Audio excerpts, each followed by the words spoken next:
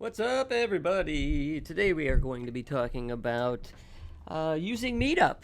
And I'm not going to go into all of the details, but Meetup.com is another avenue for you to get your information out there to real people. It is an avenue for you to connect with other people that might be able to help you with your online businesses as people interested and want to come out.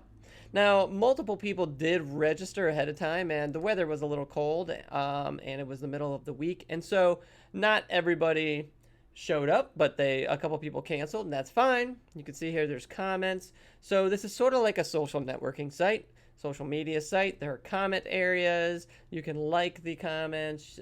You can, of course, add photos so people can get a feel of what is going on. You can see here's the photo of our group here. So, Meetup, feel free to take a look at it. Again, it's free to become a member, and I have barely touched on all of the features that you can use. But I just wanted you guys to be aware of this. It might be something, you public speakers out there, people that are social butterflies.